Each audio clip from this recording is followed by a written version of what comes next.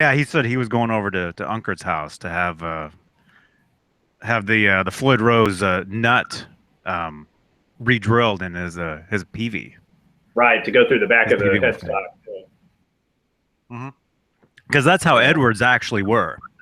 Edwards Right. guitars were all actually like that, and all the production ones weren't.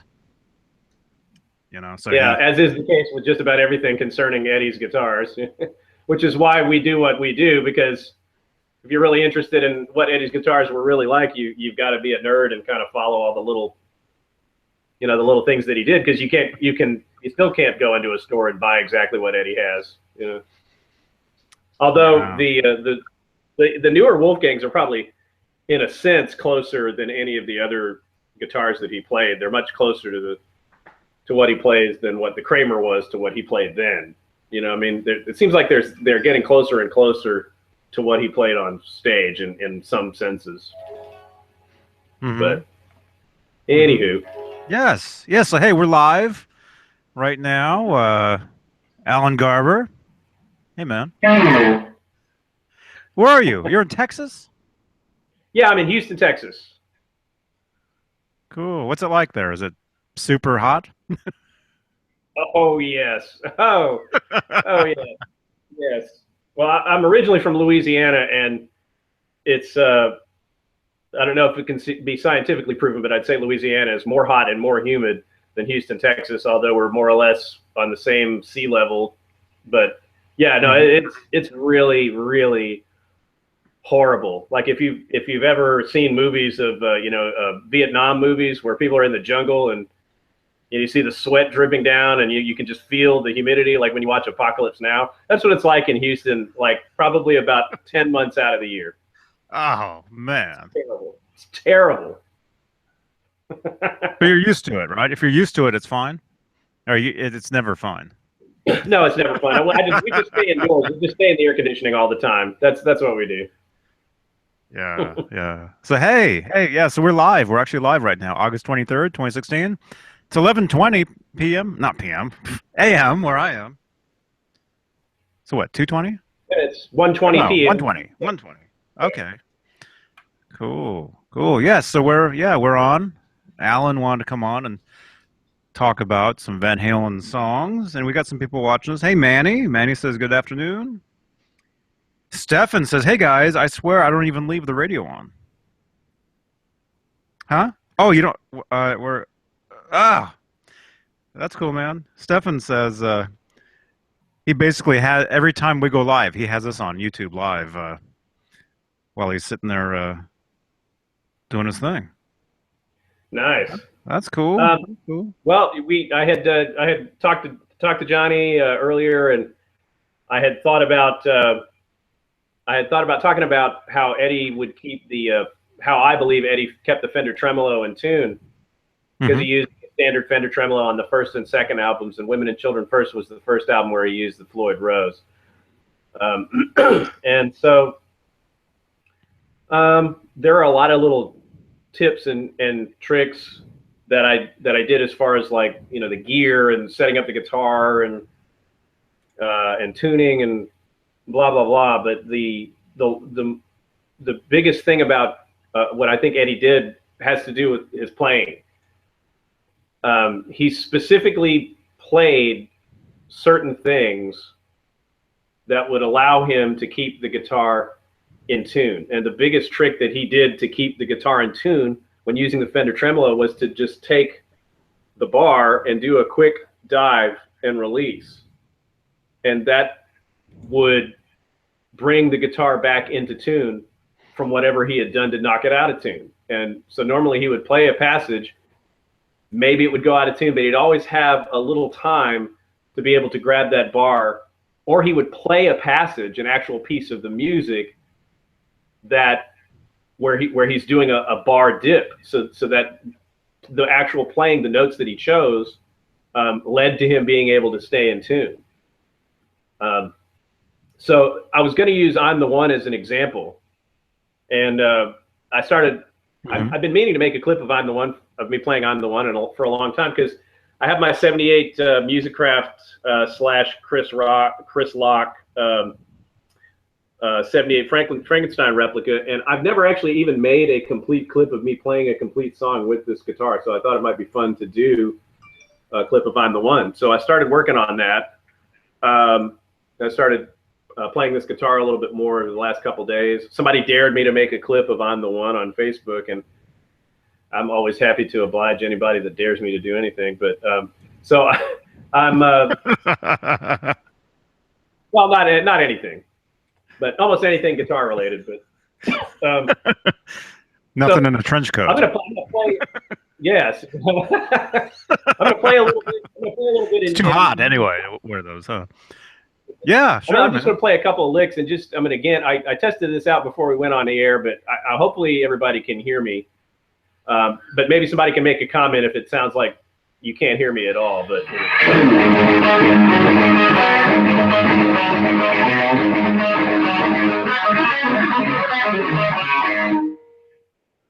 how did that sound? Sounded great to me. Yeah, if anybody's watching, send us a comment and just let me know if you can even hear that. So I'm the One. That was like the beginning of "I'm the One," and you know, those licks. There's no bending going on. There's no left-hand bending, so the guitar is going to stay pretty much in tune if you've got it set up right. Eddie set up the Fender tremolos like he does the Floyd Rose tremolos. They're set to dive only. They were not floating. Mm-hmm. That's something that you need to be aware of if you're using a Fender tremolo. And again, remember the first Van Halen album and the second Van Halen album were all Fender tremolo when he used a tremolo. So when you're listening to those records, there's no Floyd Rose. So like if you really want to kind of get close to the tone, you know, you really have to play a Fender Fender bridge. And I'm going to play an example from "I'm the One" where he does bend or do some stuff with the guitar that allows him to stay in tune. So I'm gonna play through some of "I'm the One" and we'll see if he can spot. Whenever he uses the bar, it's like it's always got a purpose for it, you know.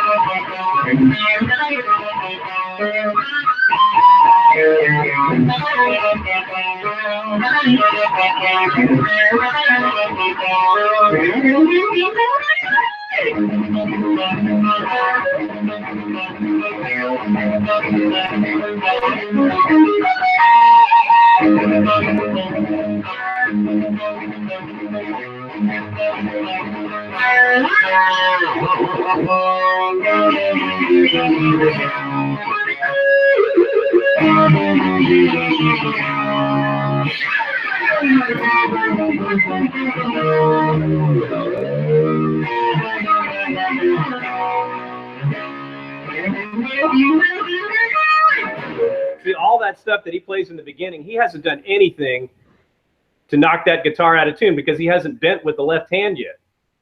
Mm-hmm. So that sounded great, man. That sounded great, man.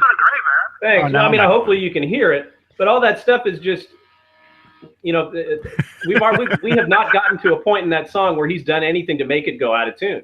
So when he does the whammy bar stuff that I've done so far, he's just playing the open strings. He's not bending with the left hand. You know, he's doing.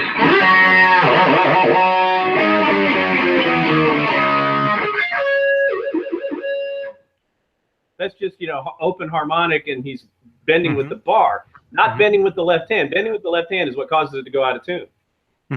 Can you scoot back just a tiny bit so we can see your hands? Oh, sure. How's that? Is that any better? You're wearing pants, right? I'm wearing shorts, so be prepared for the white ghost flicks. Uh-oh. Yeah, it's terrible. Maybe scoot back in then. Yeah, it's not pretty. Lots of hair and lots of whiteness. Oh. So, you know, so far, you know, again, it's like there hasn't been a bend.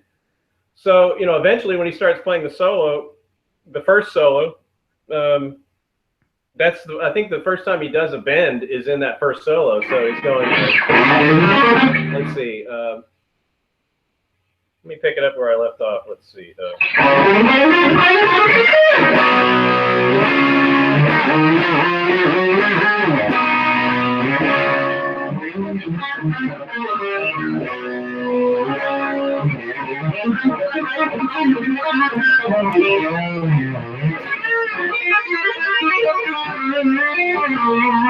Now there was a bend, but he's not doing a super wide bend, so the guitar is still staying relatively in tune. And then he goes. So he does a little bending there. So he's kind of, you know, he's getting into it, but then he starts going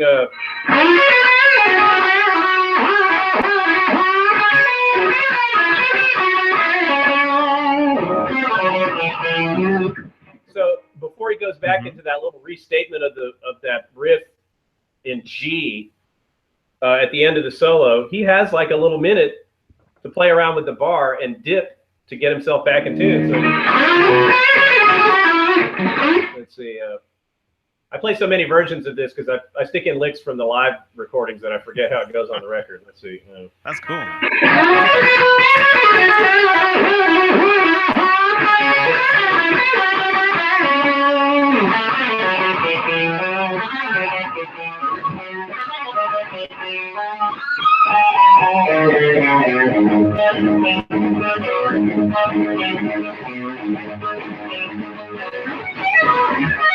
This is where he goes into a little lick where he's bending and using the bar. But there's always like a rubric behind what he's doing so he can stay in tune.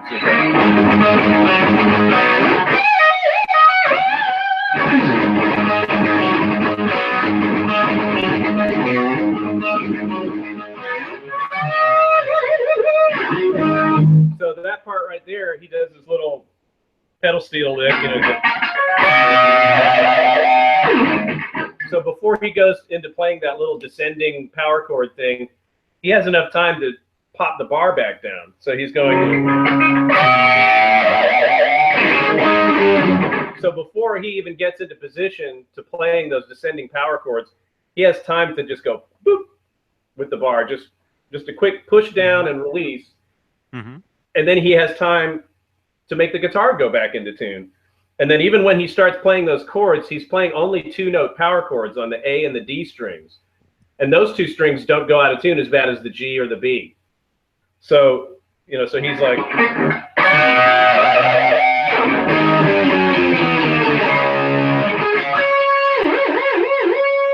So he does the same thing with the bar right there. He's just playing a harmonic and dipping with the bar. The very act of him playing, that brings the guitar back in tune. So it's like, he isn't just playing stuff off the top. He is playing off the top of his head to a certain degree, but there's a plan behind it. He knows how to get it back in tune with the very act of him using the bar. So, you know, it's like.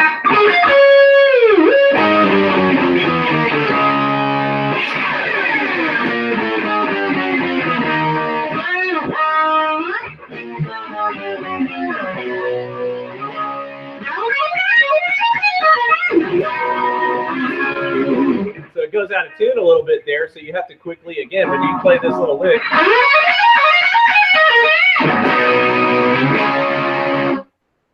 you have to quickly grab the bar and dip.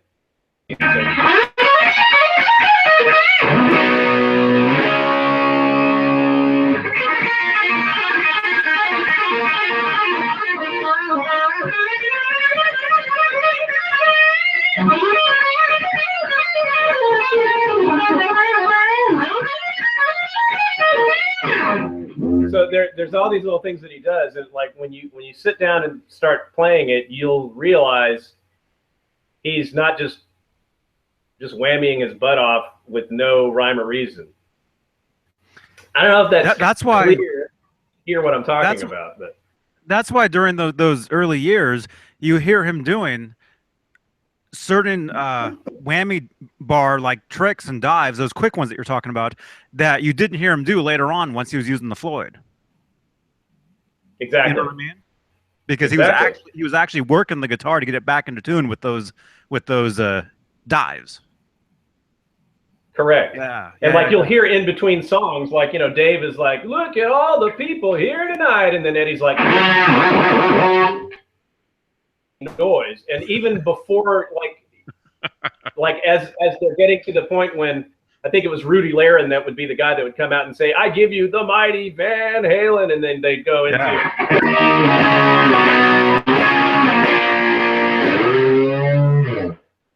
song.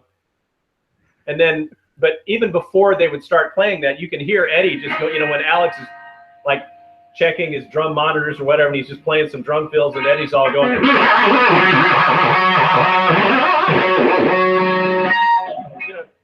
he's doing all that stuff. Yeah, he's kind of wanking around, but there's a purpose for it. He's making sure that his guitar is perfectly in tune. Now, there are other people that play strats that, use the bar heavily, like Richie Blackmore and Yngwie Malmsteen. And even if you watch, if you go back and watch, there's a great live video of Alcatraz in Japan, 1985, where you can clearly see Yngwie doing the same thing. Like even in between songs when the guitar is turned off, you can just see him going, just, and then even like if he's taking a rest before he starts playing some long pattern, he'll just kind of do that quick little bar dive. And, so it's kind of a common thing for I a lot of actually the. now that I think of it, I used to have to do that when I used to play this guitar. When this was my first guitar, Right. right here, right? And I do remember actually having to do that myself, to get back into tune. Like you play and you notice you're out of tune, so you go and you just I don't want to say wank, wank the bar, but you would do that, Yeah. and then it would knock like a certain string back into tune that was out of tune. Right. And the whole deal is that that's sort of the main trick that Eddie did. It became a part of his playing style and a part of what the actual music was. Mm-hmm. Now, that said, that works best when you understand the mechanics of how to set up the guitar and how to tune, because there's a whole world of tuning that I always talk about tuning, but you have to tune from below up to the pitch all the time. You never tune from above pitch down to the pitch that you're targeting. It's always got to be, so anytime you overshoot the note that you're tuning to, say on the tuner, or even if you're using your ear, you need to tune back down and wind it up until you get to that pitch. Now with the Fender Tremolo, you have to do two things. You tune it down, and then you tune up slowly, but you always use your bar. You dip with your bar as you're tuning up, so that when you finally hit that target pitch, you should be able to hit the bar up and down and have that string not go anywhere. And it's easier. Again, I always plug the Peterson Strobe Plus HD. Any of the Peterson's digital strobe tuners are the best tuners on the market, and everybody should have them. I'm just saying. But you can really look at it and see. You can do it with a chromatic tuner, but it's not as good. You can see with the strobe tuner when you're exactly in pitch. So if you're winding down, you wind up, you get close, and then you hit the bar. Now, if you've overshot that pitch, tune down, start again. But you're constantly checking as you're going from each string, and it doesn't really, I usually tune from the high E down to the low E is usually how I do it. But there's not really an advantage one way or the other. The important thing to remember is that you're always tuning up, never from up to down. It's always down to up to the pitch. So in between you're doing that, you're constantly doing this. So if I'm checking the string and I just play the high E and then I'm tuning up, well then I'll see that I'm just under the pitch, and then I'll dive the bar, and that'll usually bring it just slightly up to where it needs to be. So each string, as you get it in tune, you have to make sure that that string stays put when you're using the bar. Now once you've done that with all 6 strings, then you've gotten to the point where you can just whammy and you're just whammying with the right hand with the bar, and the whole guitar stays in tune. So that leads you to get to the point where if you play, if you play a song, you can get yourself back in tune only by doing this. The reason that works, or a big part of the reason that works, is because when you tuned up, you did that. You hit the bar as you were tuning up. So hopefully that makes sense. Mm-hmm. So, in your bar, is your bar loose at all? Is it moving around within the bridge at all, or is it? This particular one, it doesn't really matter. But I happen to, in this guitar, I have a really tricked out bridge system. So this has a Callahan block, what they call the Callahan pop-in arm, and there's like a little sleeve that's inside where you screw into the block with the tremolo arm. And that sleeve is made out of that material that's Tortex picks are made out of. It's called Delrin. Mm-hmm. There's like a little sleeve in there, and that just kind of lets you can choose the tension however you want. But I keep the bar loose. But as far as the slop, there is no slop like you would see in say Eddie's Floyd Rose guitars. It doesn't wiggle around inside the hole. Okay. See what I'm saying? Yeah, because that's what mine always did. Mine always did that. I wonder if he ever broke. You think he ever broke any arms off? He possibly could have. Well, that's another. I know thing. I did. As I said, I have did. to. Yeah, I've broken a couple of them, sadly. But I think I might have actually all 5 springs in this guitar. I don't break strings very often, so I haven't looked in there in a while. But I think I have all 5 springs, and that's the whole deal. You got to have the bridge all the way up against the body, just like you do on a Floyd Rose. And the deal is a cool thing about even caring is that, to me, the Fender Tremolo just sounds better. It just sounds better than a Floyd Rose to me. It certainly sounds different. You may not agree that it sounds better, but it sounds different. When you're on a Floyd Rose guitar and you play and you're muffling the strings at the bridge, and you're playing, like something like Ain't Talking About Love, or you're playing something like Unchained or Lay It Down by Rat, or whatever metal stuff, there's a specific sound and a tone that you get when you're playing muffled at the bridge on a Floyd Rose that sounds completely different than a Fender Tremolo. And it's hard to describe, but I know what you're saying, though, because like I said, that was my first guitar, this Fender Squire Bullet, and before I got, not that Kramer, but before I got a Kramer with the Floyd Rose, I used to play all that stuff on that guitar with the Fulcrum regular tremolo or whatever, right? And I do remember it having a certain feel, a certain sound to it that wasn't the same, as the Floyd Rose. I mean, you could still do all that stuff, all that same stuff, but it was like I don't know how to explain it. It was almost like a smaller, like tighter feeling than a Floyd Rose. Yeah, I can understand. It's hard to describe. You really just have to play. You just have to play them both side by side, and you see, what that is. I mean, you can hear. I mean, there's things that the Floyd. Don't get me wrong. There's things that you can do with the Floyd Rose that you cannot do with a Fender Tremolo. And like the main thing being, you can achieve the full slack. If you depress the Floyd Rose all the way, the strings go completely slack. You can't do that with a Fender Tremolo. No. And so you can hear Eddie start to do that on Women and Children First. Like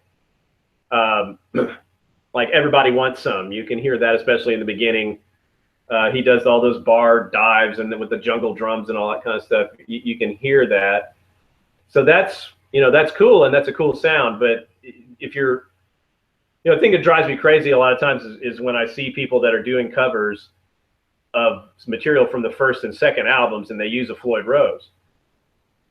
They could be playing everything right, or close to right or whatever, but the sound is really going to be well off of what was happening on those first 2 records because they're using a Floyd Rose. It's a completely different sound, And again, I prefer the Fender Tremolo sound overall to a Floyd Rose, and because I've kind of got a way to keep it in tune, I'm pretty happy with it. I use both, but my favorite is the Fender, and there's there's just a lot to be had by taking the effort, you know. And really, if you really want to get inside Eddie's head, especially on the first and second albums, you know, you'll see how that works. It's kind of fun. I mean, if anybody, you can experiment on a cheap guitar. You can get a Squire Strat and you know, and start to learn about how the Fender tremolos work. And I'm constantly, you know, I'm always learning new things that help me to stay in tune. This guitar, I tricked out a bit with the,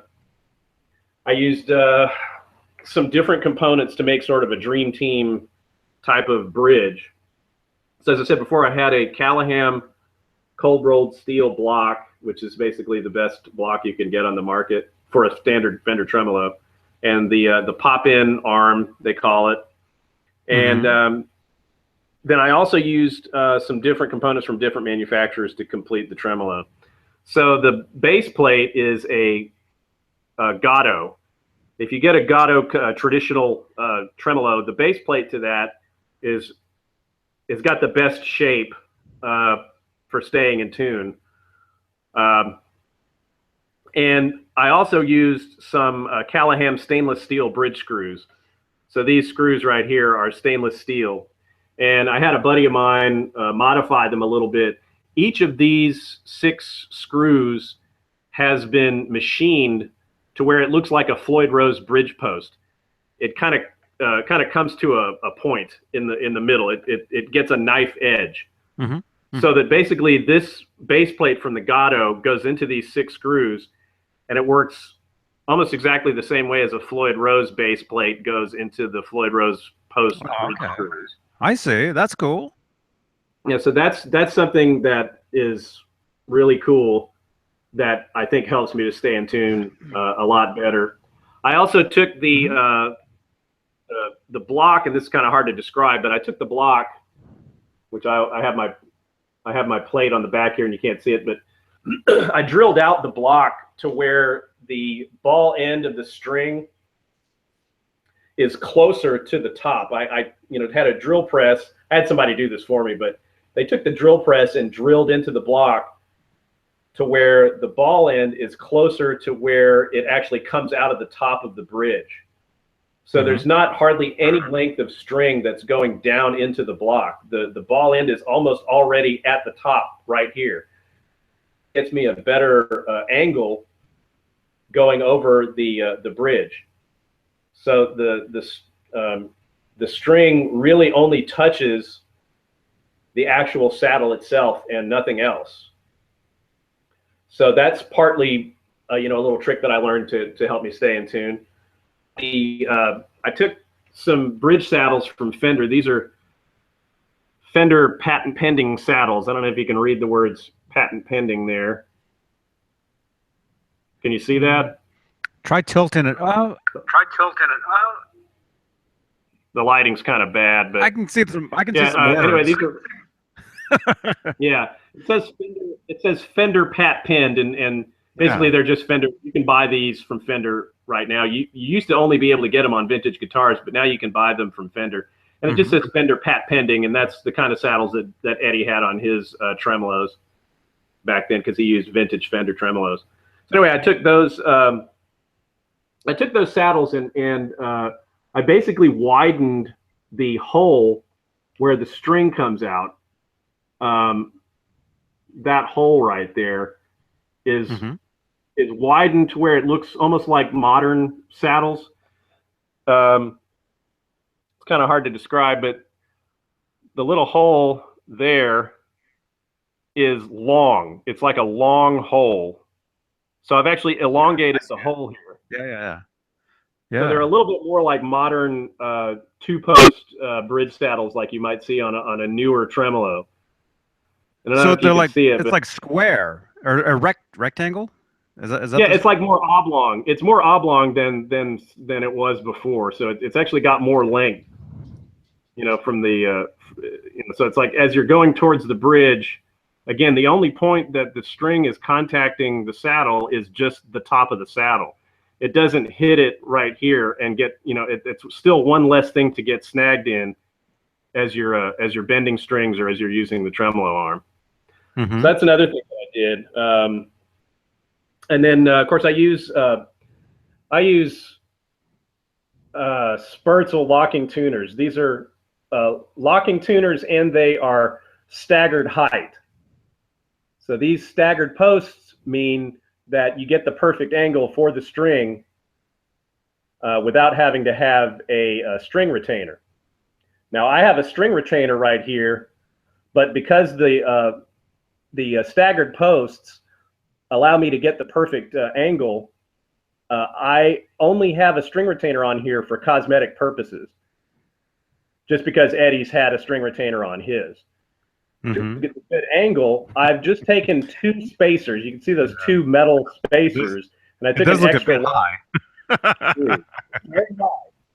Very high. So I had to take 2 extra spacers, and I took an extra long screw for the string retainer.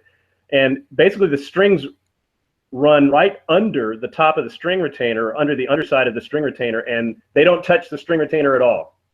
So it's purely for looks. You know, as you look at it this way, it looks normal, but when you look at it this way, I don't know if you can see it, but the strings don't even touch. They don't touch at all. And then I also got my nut that I use is the Tusk, the white Tusk XL graphite. Well, it's not graphite. It's a Tusk material, TUSQ XL, and it comes in white. It comes in black. I prefer the white because it looks more like a vintage Fender. And there's another couple of things that I did to cut the slots, but I had my tech do that. He kind of widened the slots a little bit wider than a normal slot would be. And there's some real fine details that I did to that nut to make it work a little bit better. But I did that, and then I use Big Ben's nut sauce. I put Big Ben's nut sauce in the nut slot there, and I put a little bit of nut sauce also on the point where the string contacts the bridge. So anywhere where the string is coming into contact with metal, I've put a little bit of Big Ben's nut sauce, and that helps me. That helps me to stay in tune. So there's anybody wants some more help, or I can give you a really long laundry list of tips and things to do. So if anybody wants, wants any tips on Fender tremolos, there's not a lot of us out there, but anybody that's interested, I'm happy to send like a really long. I talk a lot, but I can write even more. So you have a book. Yeah, I mean, there's a lot to learn, but really the main thing about it, if you're playing Van Halen style and you're playing Van Halen music from the first 2 albums, that whole trick of just dipping the bar, it's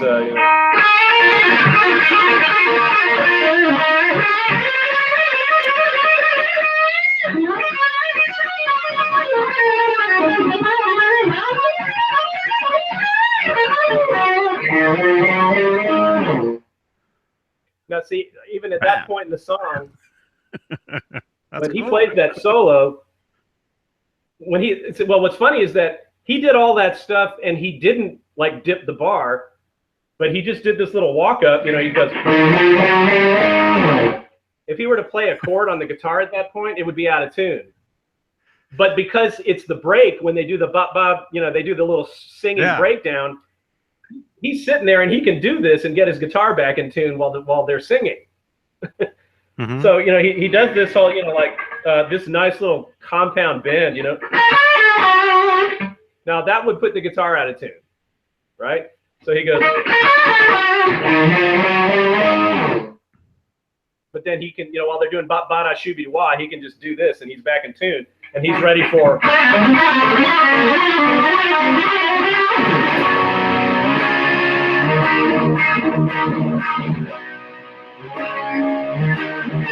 That whole bit,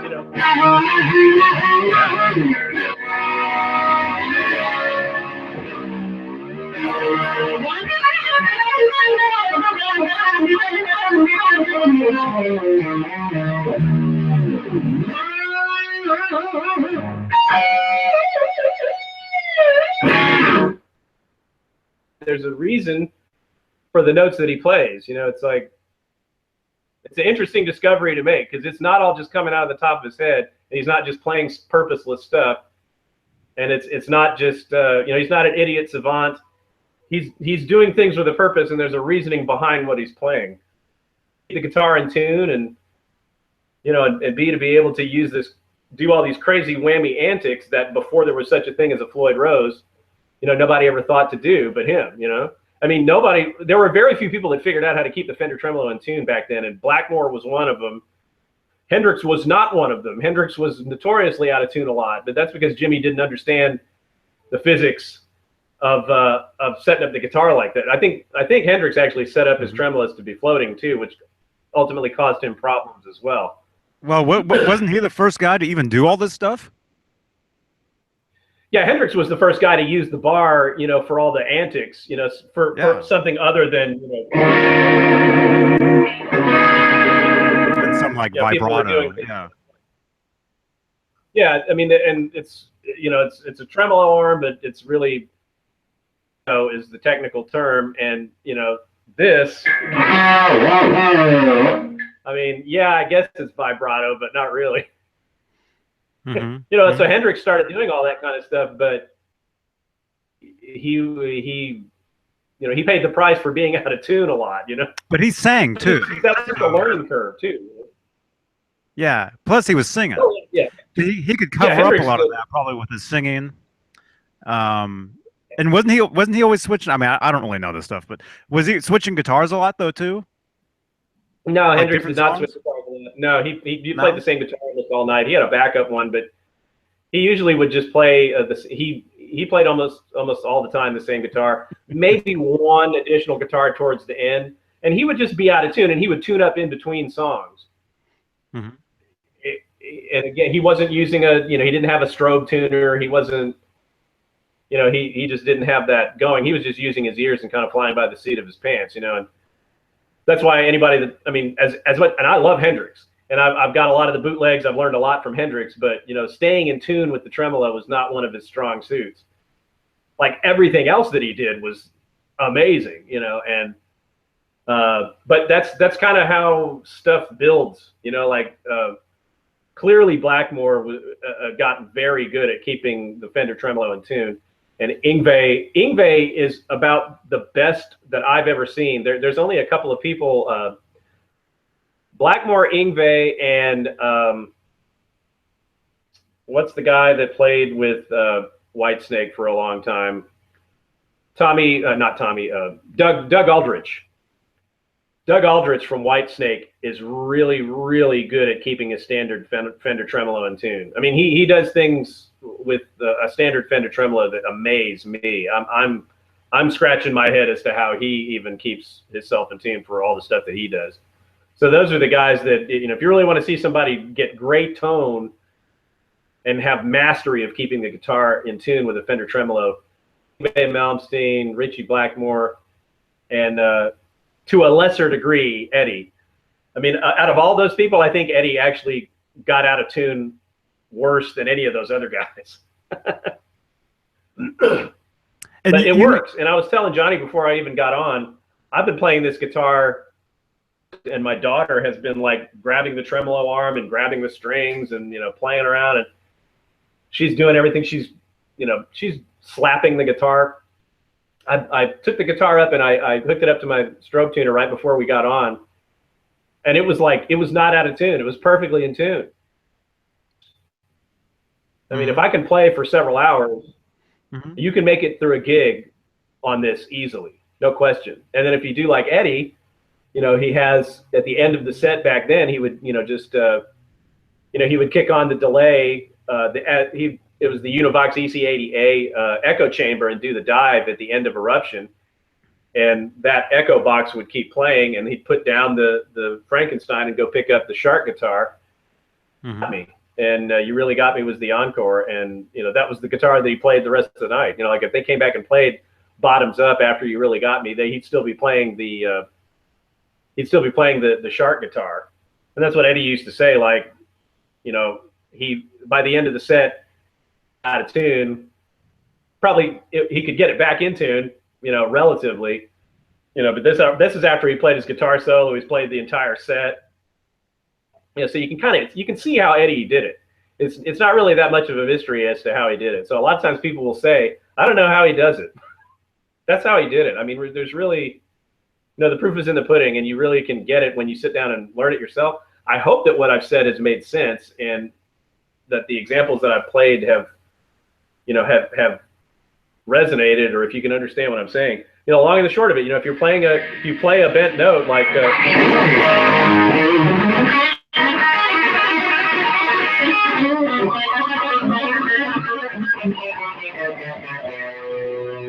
well, he did some bends right there, but what's the next thing that he does?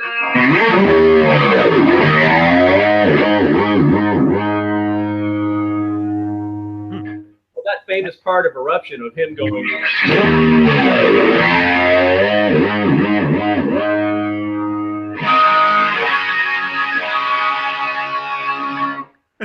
I see. So that's him putting the guitar.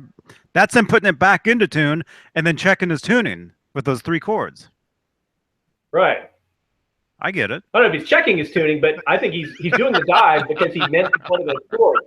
See, he knew he was going to play chords. So what did he do? He's like,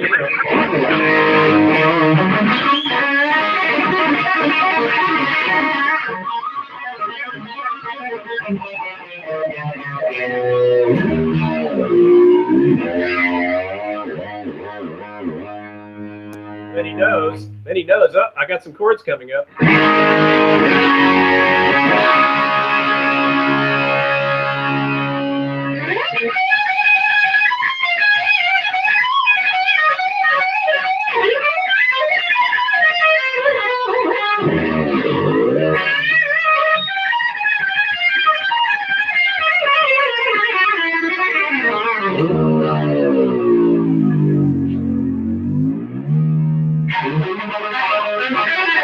So he's doing all that. There's that bar. I mean, he's using it. It's not just wanking around. There's a process, and it makes total sense. Mm-hmm. So that's kind of the fun thing. That it's kind of something that's fun about actually learning things note for note, is that you see these little sequences. Like you start to understand why he played what he played. And like I said, that's something that when I discovered that little thing, that he was doing all these tricks with the bar to keep his guitar in tune, as a matter of, in the course of playing, keeping it in tune, it was like it opened up this whole other world of understanding of how he came up with those parts and why he played what he played and how he played what he played, Mm-hmm. Mm-hmm. Oh, and it's great music. And it's great music, yeah. Yeah. He knew what he was doing all along, man. All that stuff, He knew what he was doing. Yeah, and that's the thing. People think he was just born a genius, or whatever. I really don't subscribe to that. I just think he worked harder than everybody else.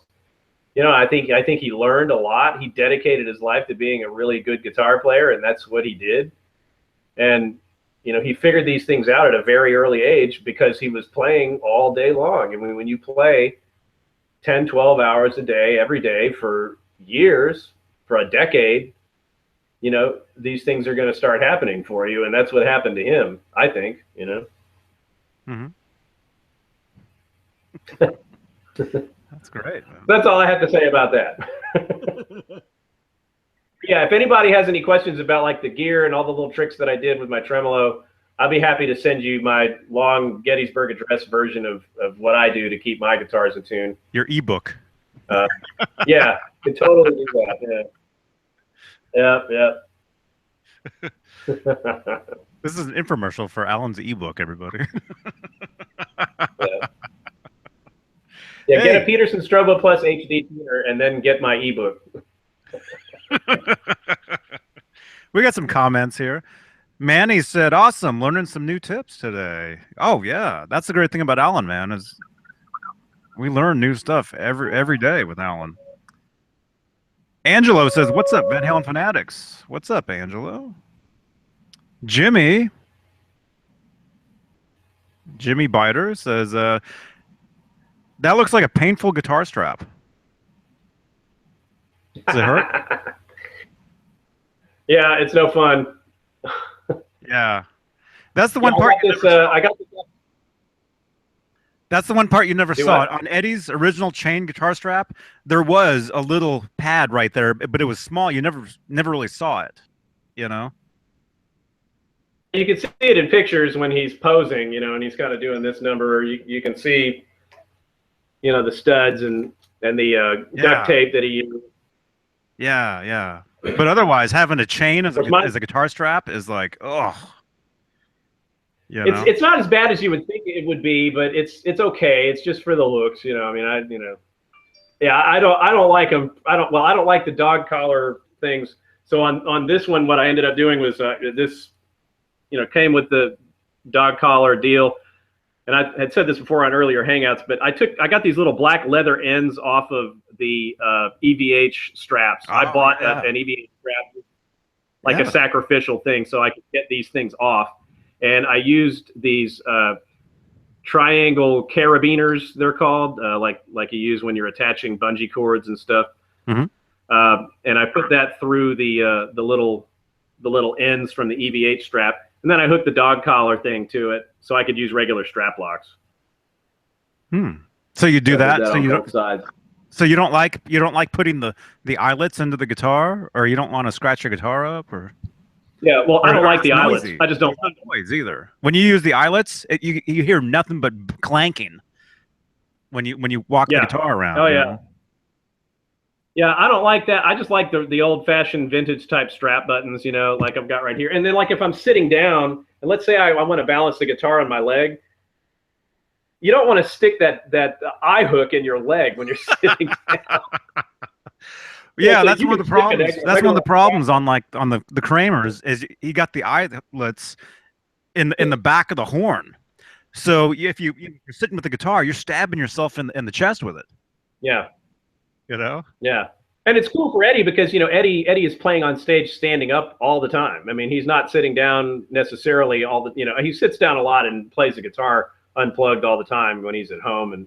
But a lot of times most of the time he's on stage and he's standing up, and for whatever reason, you know, he likes it back there. I don't know why he started doing that. You know, I mean, I think originally in the 5150, he had the eyelet, you know, the eyelet was in that horn. Yeah. I think it probably kept coming out so many times that he thought there was more meat, you know, some more wood to grab onto back there, maybe. It could have been. It also could have been for balance issues as well. Yeah. You know, to get a balance. And every time you move the thing around, it creates a different. Well, everybody who plays guitar, you know this. If the pins are at different positions, it affects the balance of the guitar. And if you're somebody like Edward, you're running around jumping around. You know, you can see those things coming loose. You can see the wood, you know, the holes getting bigger. So he keeps having to move the things around, you know, or even, I believe they even broke off. Like you see all the different holes on the bottom of the 5150 guitar. Yep. The very bottom, you see many different holes where he had the thing attached. Oh, yeah. Absolutely. You know, nobody just said something. What's up, nobody? Nobody said hey guys, no, I'm not a stalker, just watching different guitar. Huh? Pods? Anywhere I live, they would rather steal guitars and play them. What? Let's see. Broadbent says, rock and roll, Alan. Good stuff. And then he also said something else. Like, how do you say that word?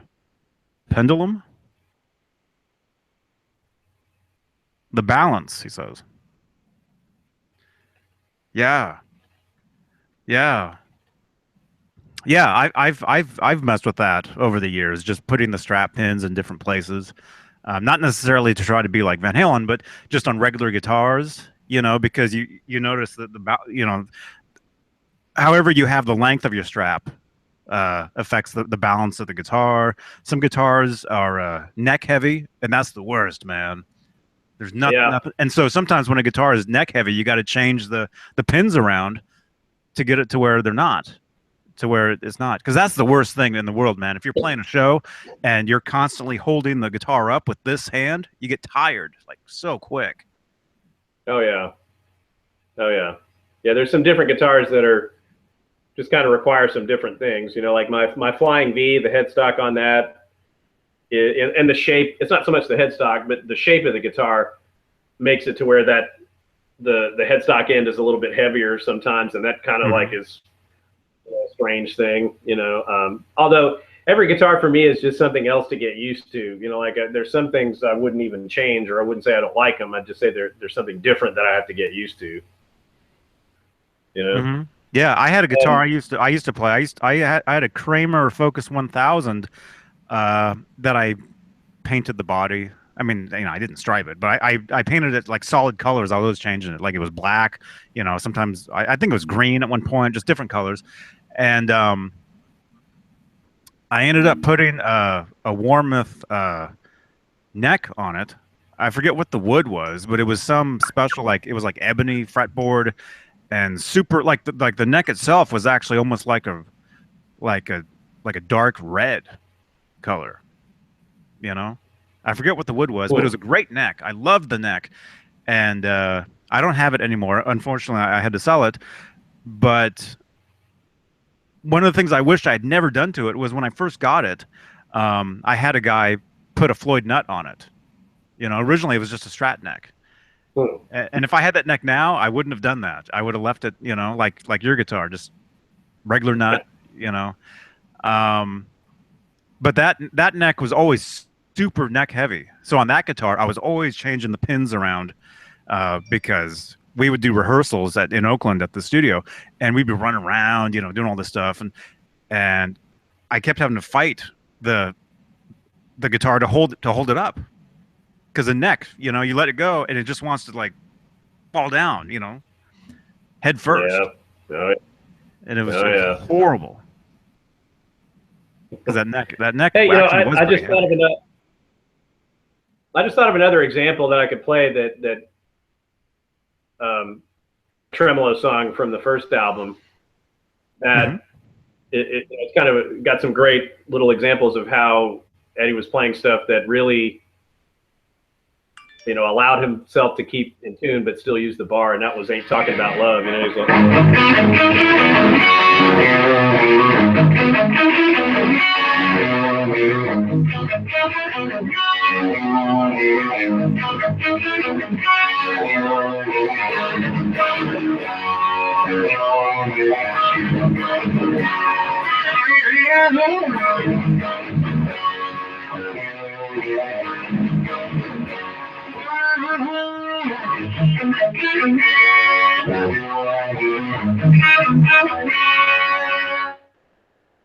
see, same thing as what I was doing before. He's using the bar, but he's judiciously using it before he has to go back and play some chords. Like even on the solo, you know.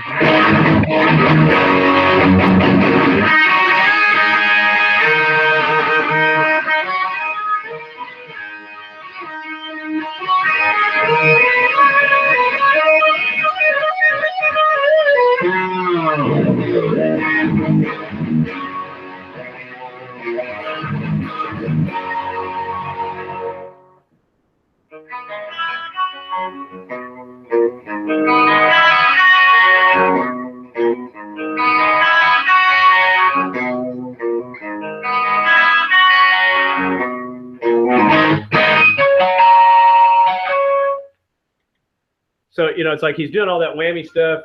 But yet when he goes back to that quiet bridge and he turns the volume down and he plays those arpeggios, his guitar is perfectly in tune.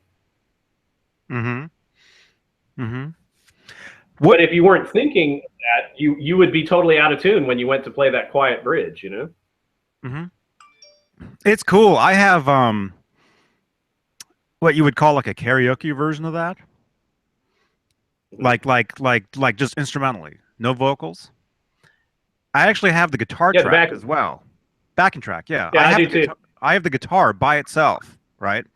And it's so cool because you can hear, especially during the quiet part you're talking about, and then during the dun dun, you can hear the flanger and everything perfectly, and you can hear like certain things that you wouldn't notice on the actual tune, certain little flanging sounds, certain little.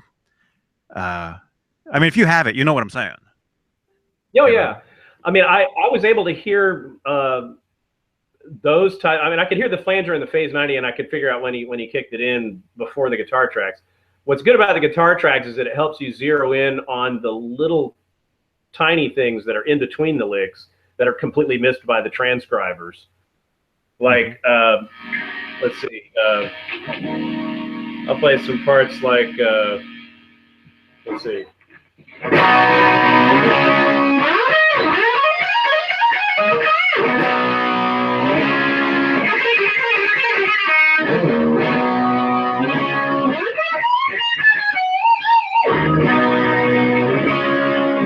So in between those little parts, there are little moments where, as I said before, he's dipping with the bar, but also he's doing some other little playing things that gets him time for it. So like he does a, so he might hit a little, or see that type of thing. So it's not just you know, he's not just going. He's actually going. Yeah. You hear a note here and there. You hear a note here and there, like a low note, like you're like that you don't hear during the regular song. Right. I know. Yes, I've noticed that. Right. Those things are incredibly excellent tools.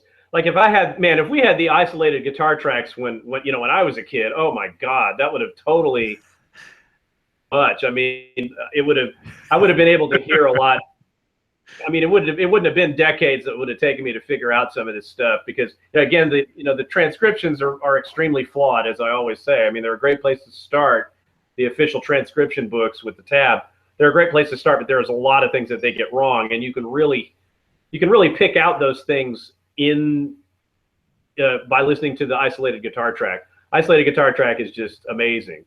I mean, to me, the isolated guitar, there should be no difference if you really learn the song note for note, and you should be able to play to the degree where it would be almost impossible to tell the difference between what you're doing and what the isolated track is doing.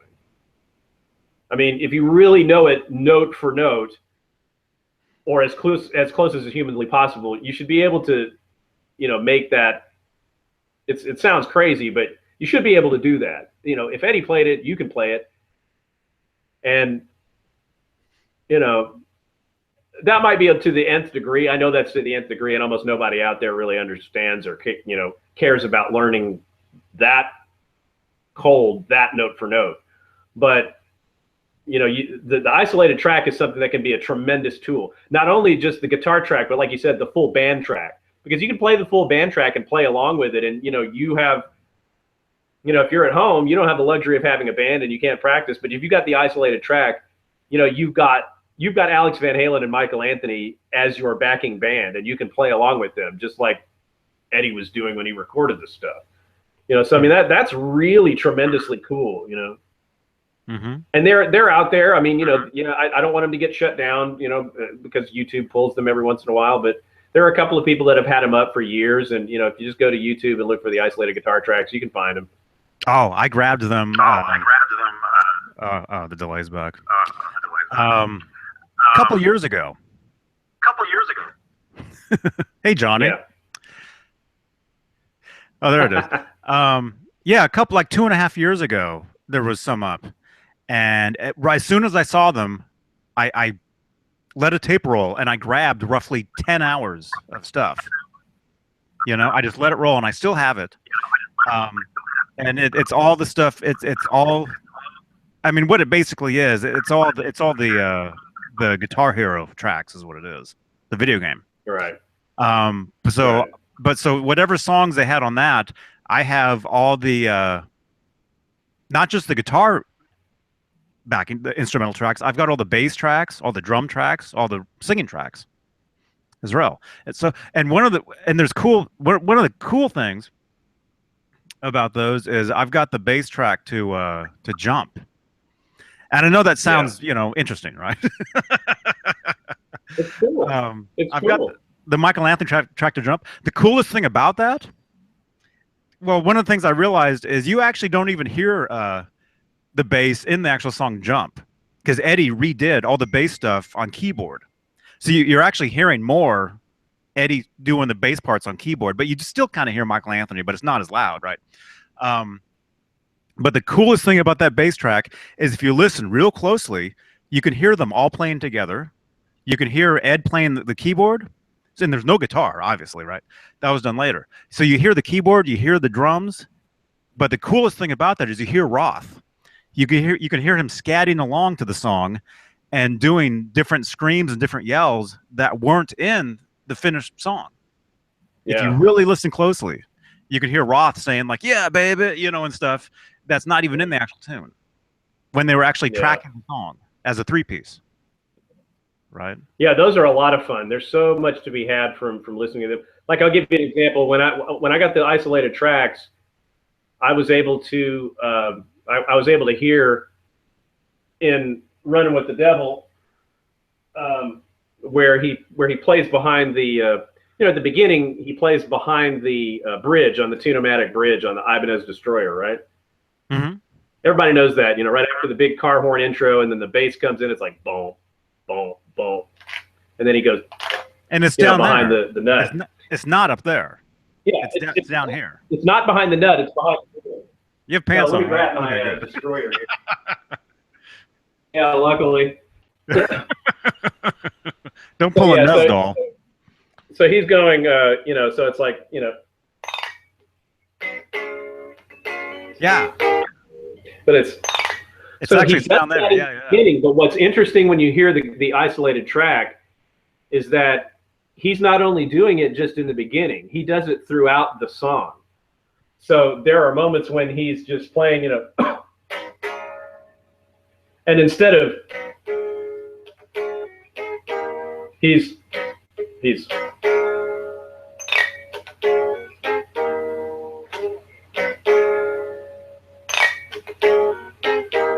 If you listen to the isolated track, you can hear it's not only on the intro. He actually does that.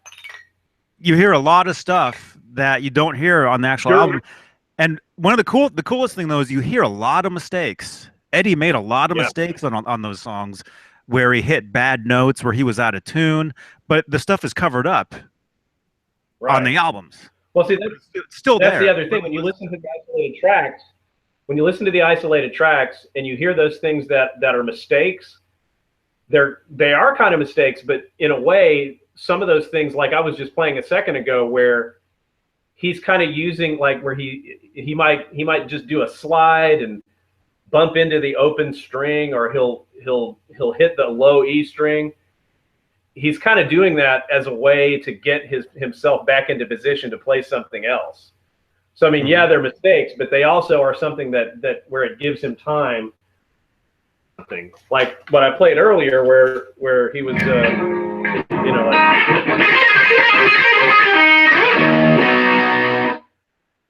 here that he's going. Most people think it might be. It's not. He's doing these little things where it's. Mm-hmm. So it kind of, it kind of sounds like a mistake or something weird, but it's something that's deliberately done so that he's got something going on as he's getting himself back into position. Real quick stuff. Real quick stuff. Yeah. Yeah. And those isolated tracks help you to hear that, Mm-hmm. And also something that's really cool about those things is, I mean, the tracks that are out there, some of them that are songs that normally fade out on the albums, on these they end. There's no fade outs, so you actually hear the end of Cradle Will Rock. Jump. You hear the end of Jump. You hear the actual ending. Yeah, I mean, it's not some huge ending or anything, but it's, you actually hear them end. Cradle Will Rock is actually a cool one. You hear the end of that, where there's no fade out. I think Dance the Night Away, you hear the end to that. You hear a really cool one is you hear the end to Mean Street. Do you know that one? Where there's actually like a little ending to it that you don't hear. Like I said, none of these are like earth-shattering, but they are if you've been listening to this stuff for 30 years, and all of a sudden you hear it, and you're like, whoa, never heard that. Yeah. Yeah, those are the kinds of things like where, other bands might put out a really deluxe box set where they feature outtakes, like say Led Zeppelin just did, where you hear all of that cool stuff, but you've never heard it with Van Halen until you heard the isolated tracks. So the isolated tracks came out and you get to hear that stuff. It's like, wow, totally awesome. And it could just be like a couple notes, but still, those are two Yeah. notes that you didn't hear for 30 years. Oh yeah, absolutely. You know, Well, like interesting thing, like in Eruption, they have the isolated track for Eruption. Not many people know that there is an overdub on Eruption, but when you hear the isolated track of Eruption, you can hear this big burst of feedback before he begins the song. Yep. Yep. So before when you listen to the record, all you hear is, but there's like because the drums covers that up. Right. Exactly. Yeah. There's no drums in the isolated version. And also, you hear the ending where you hear more of the Echoplex. Yes. Mm-hmm. Well, it's not. Remember, it's not the Echoplex. It's the Univox EC80A echo chamber making that noise. Oh, whatever. Yeah. You hear more echo. I gotta get mine. Hold on. Unfortunately, you hear more echo on these things too. Oh no. I'm just kidding. Is that Diver Down on the ground? Oh yeah, it's my songbook to Diver Down. Diver Down on the ground. This is what you hear. Wasn't that on American Idol? This is what you hear on the end of Eruption. It's the Univox EC80A, and this is what was in the World War II practice bomb on stage. He had two of them. One was a backup and not hooked up, but this was what he used at the end for the for sort of that infinite repeat dive. It's not done with the whammy bar; it's done with this. Eddie used to say in interviews that he put a different motor in it so it would delay real low or something is what he said. That's not true. The way to actually get this to work, to do that complete 1 octave dive, is to change the pot on, let's see which one. I think it's the echo delay knob, this knob right here. You change the pot to a higher, if it's a higher value, it's a lower value pot. Anyway, that's the whole trick. If you have a standard one of these as it comes stock, to do a full octave dive, but if you change the pot, you can. And that was something that puzzled me for a long time. But Mark Bonta, he has MS Bonta guitars. He does the Van Halen, does a lot of Van Halen clips. I know you've seen his videos. He was the guy that actually did all the experimentation to find out that it was the pot that dive. And if you go to I think his, I can't remember, I think his YouTube user ID is Bleed For It. And if you go to that Bleed For It, if you go to his channel, you will see him demonstrating with his EC80A doing that dive at the end of Eruption. Now, these things are really temperamental. They're really crappy. They usually don't work. I've done a lot of repair work on, I have 2 of them. Done a lot of repair work on them. I'm able to do the dive, but it's such a pain in the butt. I never mess with it.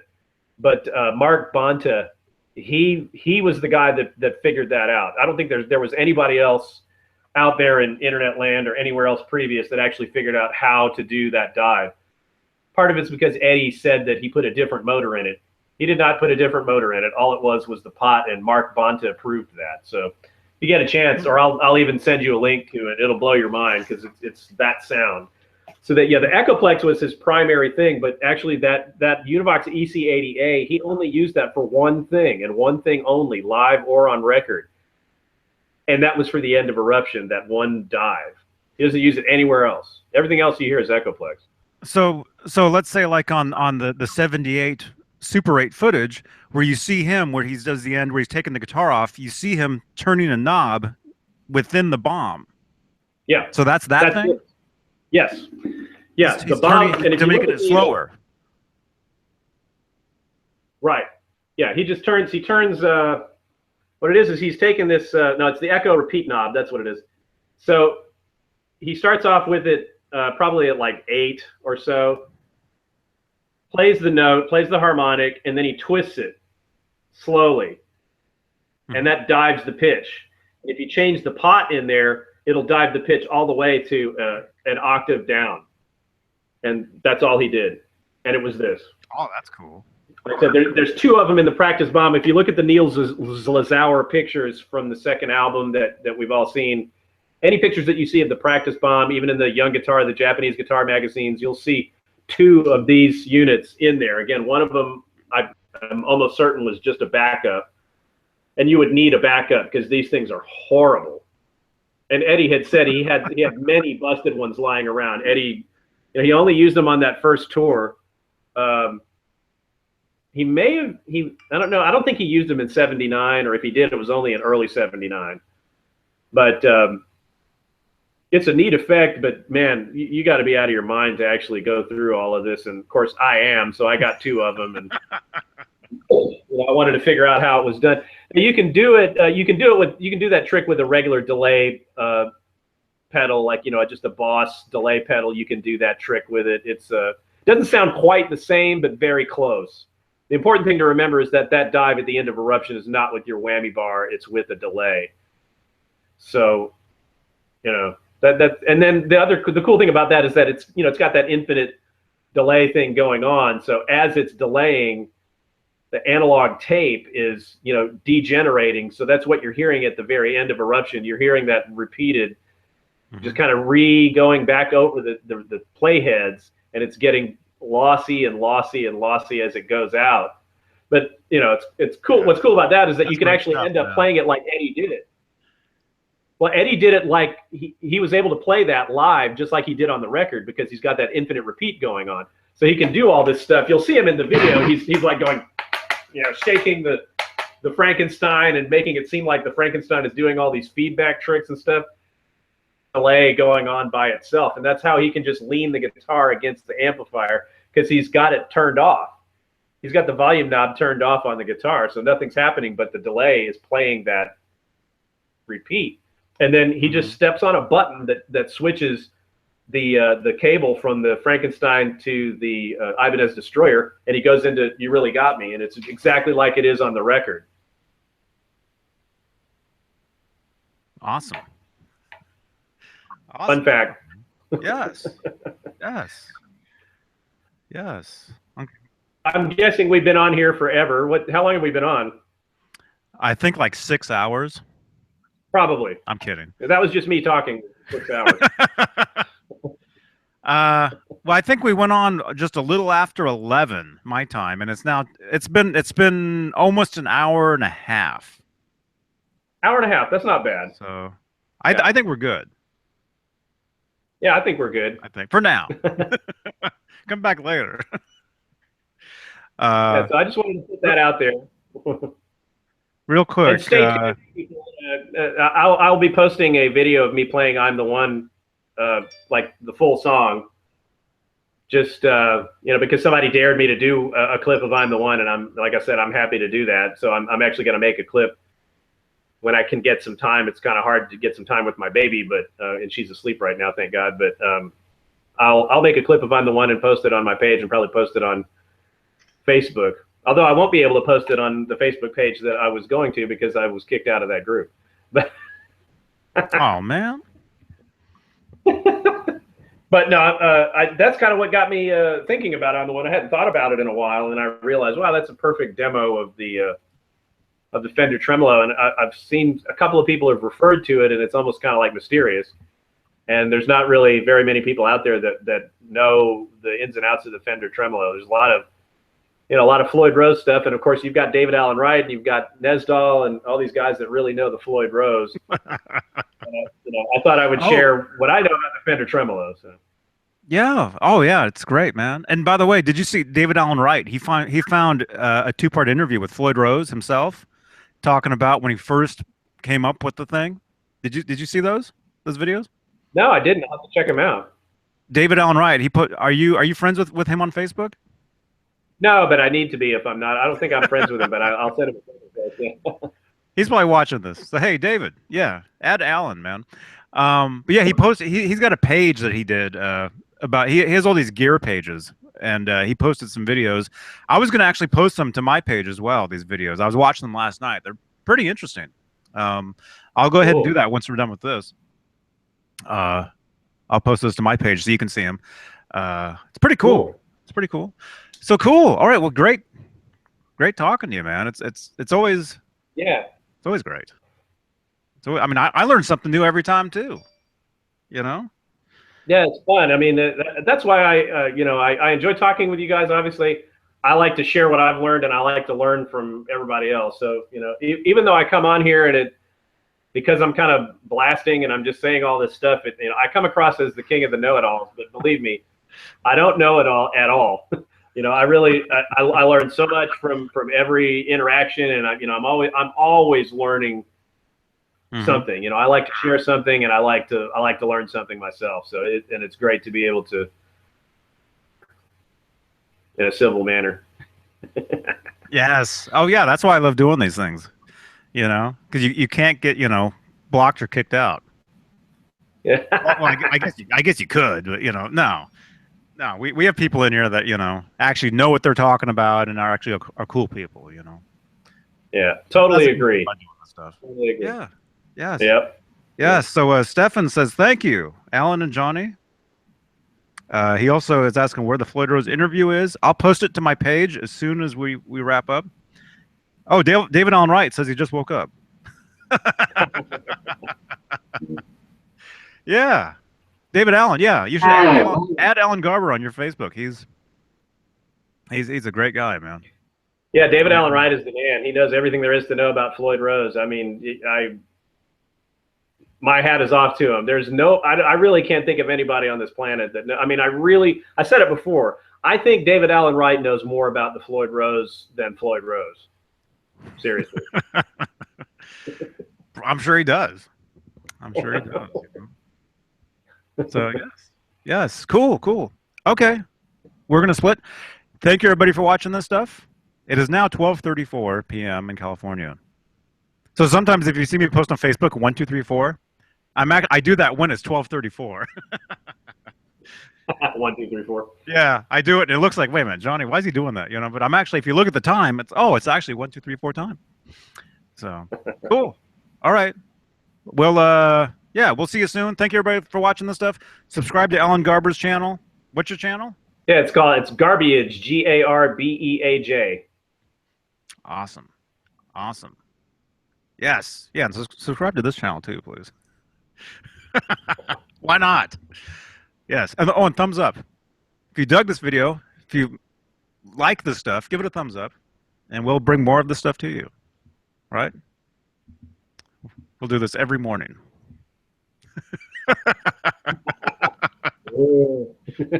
Every other morning. All right. All right. JohnnyBeane, JohnnyBeane.com. Facebook.com/guitarist Johnny Beane. Thank you, Alan. Don't hang up. And we'll see everybody later. I'll be doing my Veda vlog later on, so I'll see you then. Bye.